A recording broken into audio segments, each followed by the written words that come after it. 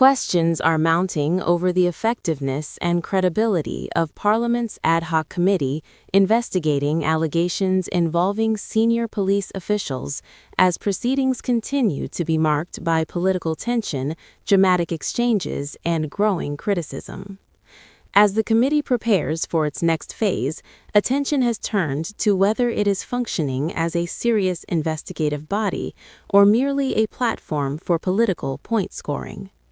The latest focus is on forensic investigator Paul O'Sullivan, who is scheduled to testify in the coming days. O'Sullivan, currently in London, has requested to give evidence virtually, citing concerns for his personal safety. However, the committee has insisted on his physical appearance, creating uncertainty over whether his testimony will proceed as planned. Committee chairperson Soviet Legganyan has stressed that time is running out and that the committee cannot afford delays.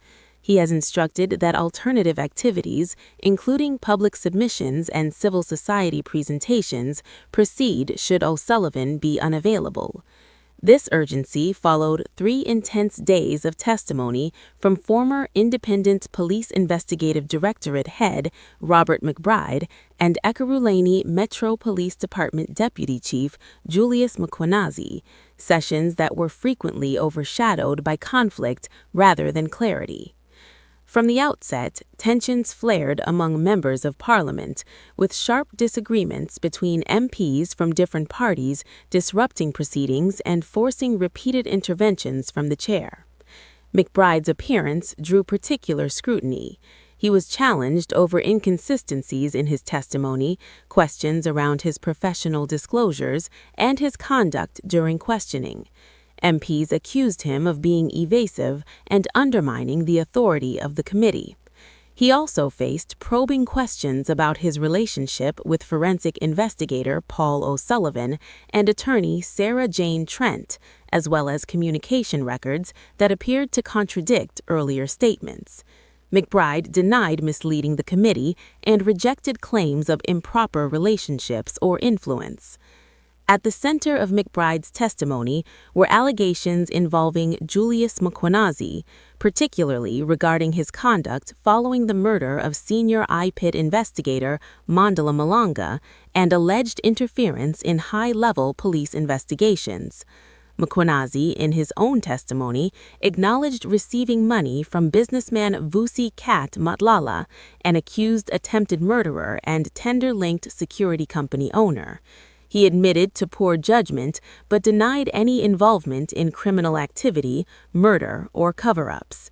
He described his relationship with Matlala as having evolved from professional collaboration into a close personal bond, while firmly rejecting claims made by Marius van der Merwe, also known as Witness D, at the Matlanga Commission. As testimonies unfolded, criticism of the committee itself has intensified. Observers have noted that proceedings often appear fragmented, with MPs engaging from party political positions rather than pursuing coordinated investigative lines. Critics argue that questioning frequently lacks structure and depth, undermining the committee's ability to fulfill its mandate. Political analysts have highlighted a fundamental difference between parliamentary committees and commissions of inquiry. Unlike commissions, where evidence leaders conduct focused questioning, parliamentary processes are driven largely by politicians whose primary loyalties remain to their parties.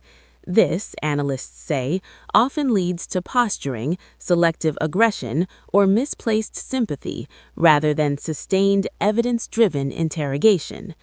There are growing concerns that with limited time remaining, the committee may struggle to fully address its terms of reference or produce findings that inspire public confidence. As the next round of hearings approaches, the spotlight remains not only on the witnesses yet to testify, but also on whether the ad hoc committee can rise above political divisions and deliver meaningful accountability. With public trust in law enforcement and oversight institutions at stake, the coming days may determine whether this inquiry leaves behind answers or only unanswered questions.